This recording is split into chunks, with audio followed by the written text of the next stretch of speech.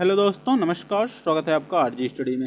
NBE भर्ती 2020 का test चल रहा है, प्रैक्टिस चल रही है चैनल पर। और यह है कि आप 11 नंबर का वीडियो, 11वीं नंबर का वीडियो है, जीएस का पेपर इसमें डिस्कस किया जाएगा। ठीक है, चलिए शुरू करते हैं। और सब्सक्राइब करके रखिए, बेल आइकन को प्रेस किए रहिए ताकि कोई भी नोटिफिकेशन मिले तो आपको पहुँच जाए तुरंत। पहला क्वेश्चन है कि जन्म दर में अचानक कमी के कारण डैश होगी, क्या होगी यदि अचानक जन्म दर में कमी हो जाए। ठीक है, जन्म दर में यदि अचानक कमी हो जाए तो क्या हो जाएगी, प्रति व्यक्ति आय में वृद्धि हो जाएगी। ठीक, प्रति व्यक्ति आय में वृद्धि हो जाएगी। यह उसी प्रकार है जैसे यदि डेली आप लोगों के घर खाना बनता हो, ठीक है, और मान लीजिए कि अगले दिन आप 2 लोग नहीं रहे घर पे, ठीक है, कहीं चले गए हों। पाँच व्यक्ति का खाना बनता था, लेकिन यदि 3 व्यक्ति में ही टोटल उतना ही खाना बनेगा तो खाना ज़्यादा होगा कि नहीं होगा, होगा ज़्यादा ना। तो ऐसे ही सेम टू सेम रिलेट करके पढ़िए, क्या है कि प्रति व्यक्ति आय जो है वह बढ़ जाएगा। ठीक है, चलिए नेक्स्ट है कि पिछले 1 दशक में भारत में निम्नलिखित क्षेत्रों में से कितने सर्वाधिक विदेशी प्रत्यक्ष निवेश आकर्षित किया गया है, ये बताया जाना है। यहाँ पे बताइए क्या हो जाएगा, दूरसंचार में। इसमें दूरसंचार में पिछले दशक के दौरान भारतीय की सेवाएं और दूरसंचार में क्षेत्र में एफडीआई उच्चतम प्राप्त कर रहे हैं। सबसे ज़्यादा एफडीआई इसी क्षेत्र में आए हैं, दूरदर्शन में और जो है आपके सेवाएं में। ठीक, चलिए अगला है कि हर्षवर्धन की वल्लभी विजय निम्नलिखित शिलालेखों में से किस में पाई जाती है। जो वल्लभी विजय किए थे हर्षवर्धन ने, इसका जो है किस शिलालेख में उल्लेख मिलता है। 43 नंबर का हो जाएगा हम लोगों का क्या आंसर, 43 नंबर का हो जाएगा 3, नौसारी ताम्रपत्र शिलालेख। कहाँ पे, नौसारी ताम्रपत्र शिलालेख पाया जाता है। ठीक है, चलिए अगला है क्या कि 44 नंबर है, 44 नंबर क्वेश्चन है कि अकबर के समय मुगल साम्राज्य की पश्चिमोत्तर सीमा क्या थी। जब अकबर के समय की बात की जा रही है तो मुगल साम्राज्य की पश्चिमोत्तर सीमा क्या थी, उस समय की बात बताई जा रही है। क्या थी पश्चिमोत्तर सीमा, तो यहाँ पे हिंदुकुश, क्या हिंदुकुश आपको यही है, यही एक स्थान आपका हिंदुकुश जो क्षेत्र है कंधार में, वही जो है आपका पश्चिमी सीमा थी वहां पे। ठीक है, चलिए नेक्स्ट है, एक ग्रह की अपने कक्ष में सूर्य से न्यूनतम दूरी को क्या कहते हैं। जो सूर्य से न्यूनतम दूरी है उसे क्या कहते हैं, तो हम लोग कहते हैं उपसौर। ध्यान से देखिए, क्या कहते हैं उसे, उपसौर, पेरीहेलियन कहते हैं। क्या इंग्लिश में क्या कहते हैं, पेरीहेलियन कहते हैं। ठीक, और अपसौर जब जिस दिन सबसे ज्यादा दूरी रहती है सूर्य से उसे कहते हैं एफेलियन। क्या, एफेलियन। ठीक है, एफेलियन। अपसौर कहते हैं सबसे दूरी और उपसौर कहते हैं, यह होता है आपका 4 जुलाई को अपसौर की घटना। उपसौर की घटना होती है 3 जनवरी को। कब, 3 जनवरी को होता है उपसौर की घटना, और अपसौर की घटना होती है 4 जुलाई को। ठीक है, बहुत ही इंपॉर्टेंट है, याद रखे रहिए। अगला क्वेश्चन चलते हैं कि इंदिरा पॉइंट का अन्य नाम है। इंदिरा पॉइंट का अन्य नाम क्या है ये बताना है। तो पिगमिलियन पॉइंट भी नाम इंदिरा कहते हैं, क्या पिगमिलियन पॉइंट भी कहते हैं, ला ही चिंग भी कहते हैं, पारसन पॉइंट भी कहते हैं। इसका मतलब ये हो गया कि हम लोगों का तीनों ऑप्शन सही है, इसमें से सभी विकल्प सही है। इंदिरा पॉइंट कहाँ पर स्थित है, तो अंडमान और निकोबार द्वीप समूह में, निकोबार जिले में एक गांव है। ठीक है, जो भारतीय क्षेत्र का दक्षिणतम बिंदु वाला स्थान भी माना जाता है। ठीक, अब इसी को अलग अलग नाम से भी जानता बता दें, आज बहुत लोग पहली बार इसे जान रहे होंगे, ये जान लीजिएगा। ला हाई चिंग पिगमिलियन पॉइंट और पार्सन्स पॉइंट के नाम से भी जाना जाता है। ठीक, चलिए आगे चलते हैं, याद रख लीजिए, बहुत इंपॉर्टेंट है। स्वामी विवेकानंद का वास्तविक नाम क्या था। स्वामी विवेकानंद जी का वास्तविक नाम क्या था ये बताना है। तो यहाँ पे नरेंद्र नाथ दत्त था, नरेंद्र नाथ दत्त था, इंपॉर्टेंट है, ये भी बहुत लोग पहली बार जान रहे होंगे, याद कर लीजिए। भारत का अक्षांशीय विस्तार क्या है, डैश उत्तर से डैश उत्तर तक कितना है, तो 48 का हो जाएगा 8 डिग्री 4 मिनट से 37 डिग्री 6 मिनट है। ठीक है, 8 डिग्री 4 मिनट से 37 डिग्री 6 मिनट तक उत्तरी अक्षांश में पाया जाता है। ठीक है, इसे याद कर लीजिए अच्छे से। चलिए अगला है कि निम्नलिखित में से कौन सी नदी खंभात की खाड़ी में नहीं मिलती है। कौन सी नदी है जो खंभात खाड़ी में नहीं मिलती है, ये ध्यान रखिए, ये हमें बताना है। कौन से? कोयना नहीं है, खंभात खाड़ी में नहीं मिलती, बाकी माही मिलती है, साबरमती मिलती है, तापी मिलती है। ठीक, चलिए नेक्स्ट है कि वेद्दा निम्नलिखित में से किस देश की जनजाति है? वेद्दा निम्नलिखित में से किस देश की जनजाति है? 50 नंबर का हो जाएगा, श्रीलंका, पड़ोसी देश है, इसलिए पूछा जा सकता है, बहुत इंपॉर्टेंट है। क्या? वेद्दा। निम्नलिखित में से प्राकृतिक रेशा कौन सा है? इसमें से प्राकृतिक रेशा कौन सा है? आप लोग हो सकता है जानते होंगे, यह क्वेश्चन आसान और इम्पोर्टेंट दोनों है।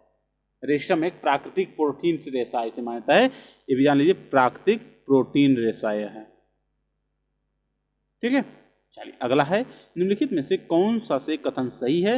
ये बताना है हमें, कौन सा कथन सही है। देखिए, अधातुओं के ऑक्साइड क्षारीय होते हैं, गलत है, अम्लीय होते हैं, और इसके बाद अधातुओं के ऑक्साइड अम्लीय होते हैं, बिल्कुल सही है इसका मतलब।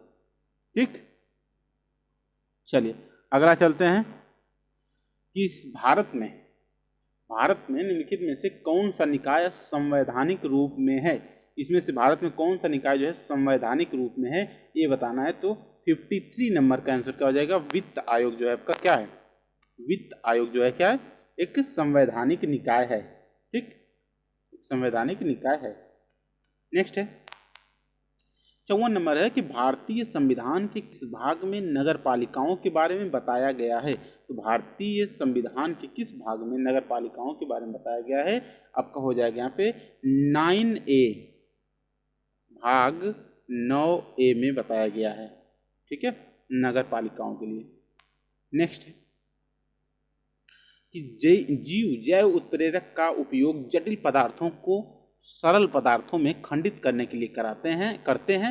इन जैव उत्प्रेरकों को कहा जाता है, क्या कहा जाता है? जैव उत्प्रेरकों को आप लोगों को पता होगा, एंजाइम कहते हैं। क्या?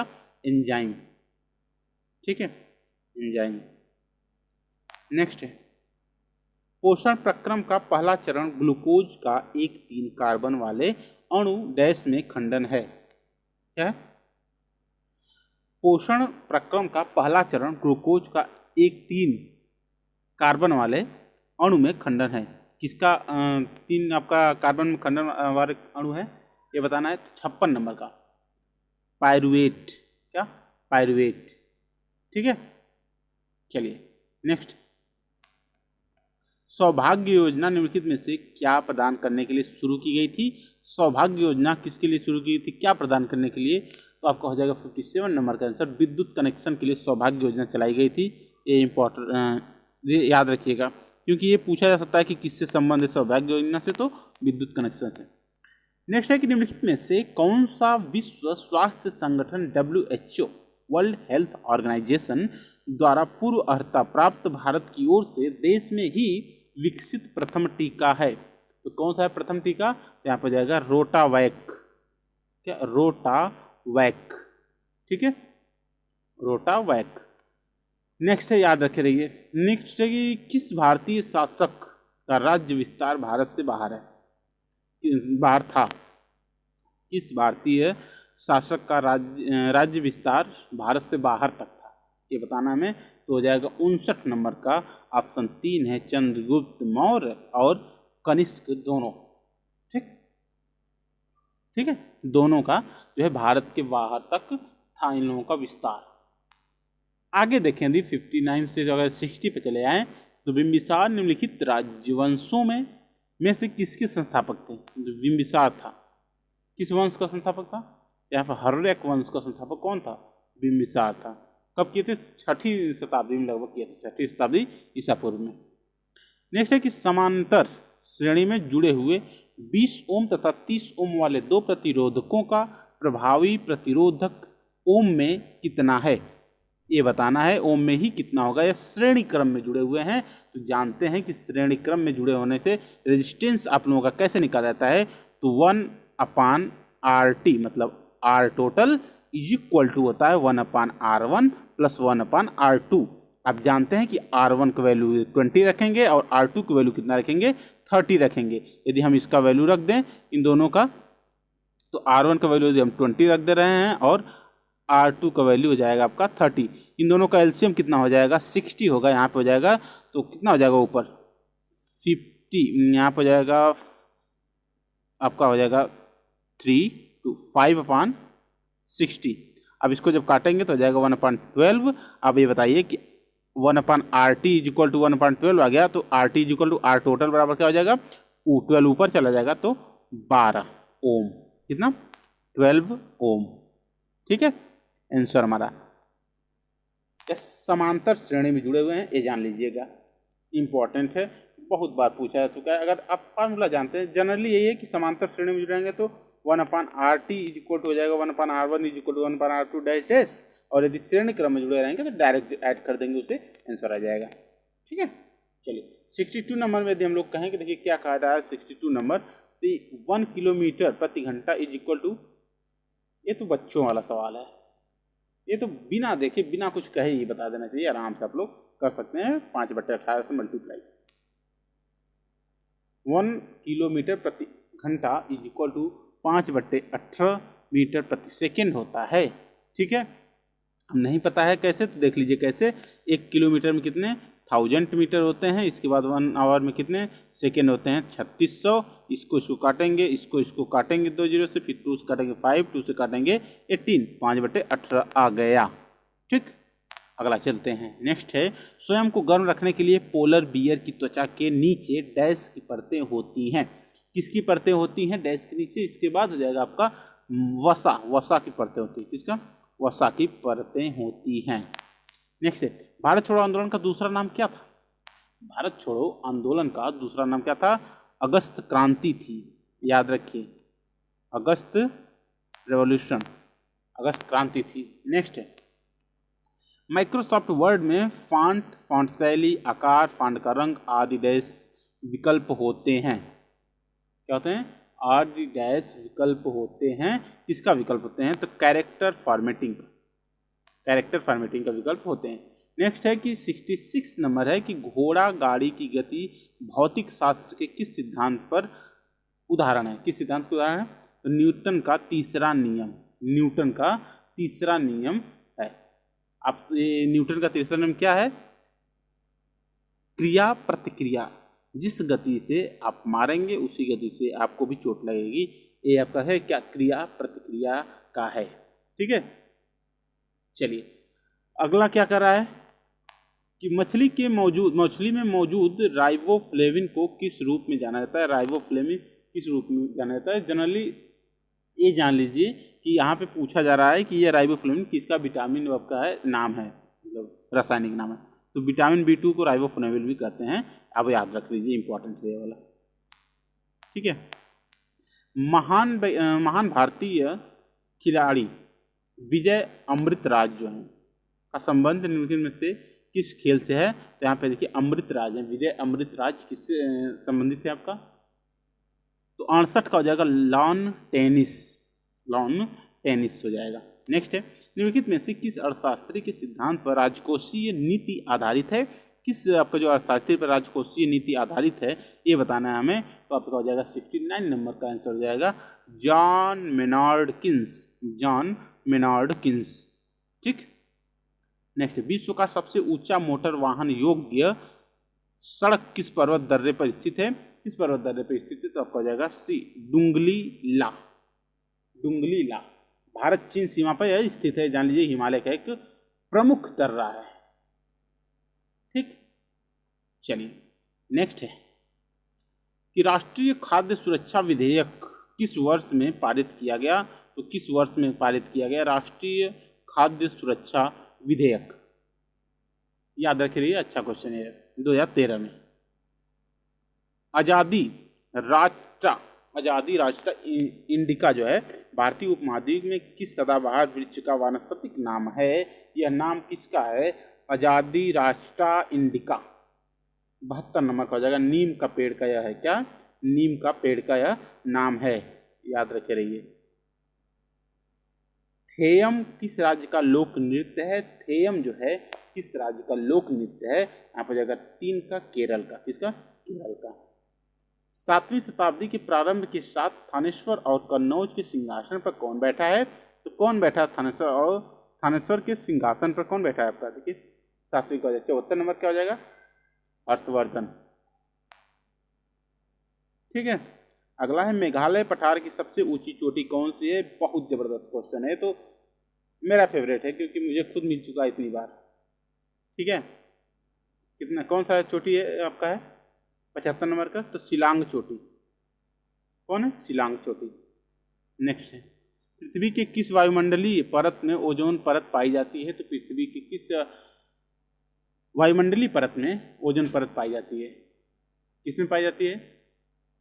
तो आपका हो जाएगा 76 नंबर का हो जाता है ए। ठीक है, स्ट्रेटोस्फेयर भी कहते हैं इसे, स्ट्रेटोस्फेयर भी कहते हैं। इसी में पाई जाती है ऊपर से 10 किलोमीटर की मोटाई पर यह पाई जाती है ओजोन परत, याद रखे रहिए। नेक्स्ट है प्राकृतिक अर्थव्यवस्था का कौन सा क्षेत्र प्राकृतिक प्रक्रिया के माध्यम से वस्तु के उत्पादन से संबंधित है। किसका है आपका, देखिए 77 नंबर क्या हो जाएगा आंसर, आपका हो जाएगा प्राथमिक क्षेत्र। यह भारतीय अर्थव्यवस्था का जो है क्षेत्र प्राकृतिक प्रक्रिया के माध्यम से जो भी है आपका प्राथमिक क्षेत्र के अंतर्गत आता है।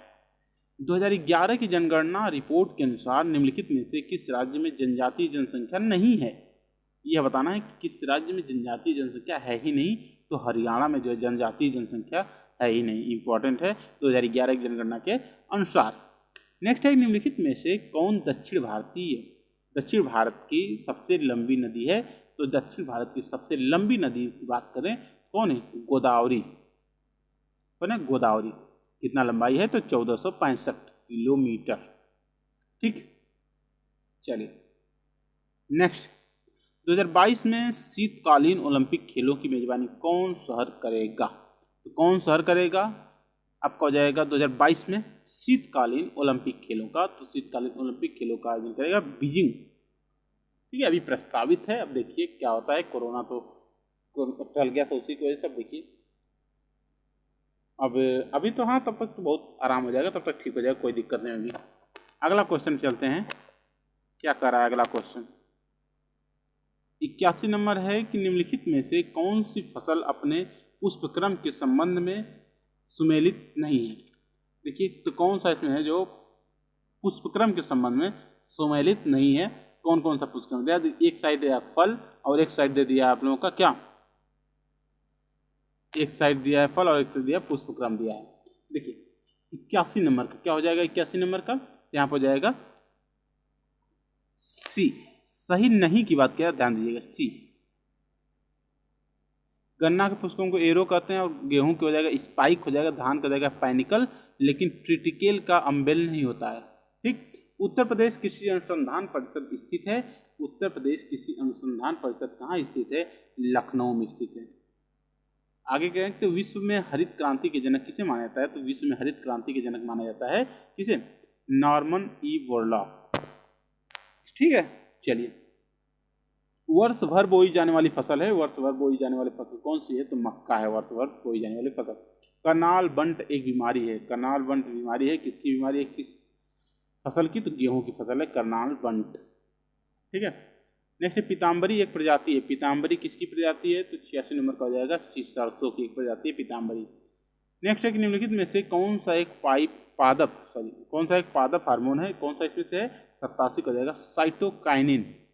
क्या है, पादप हार्मोन है साइटोकाइनिन।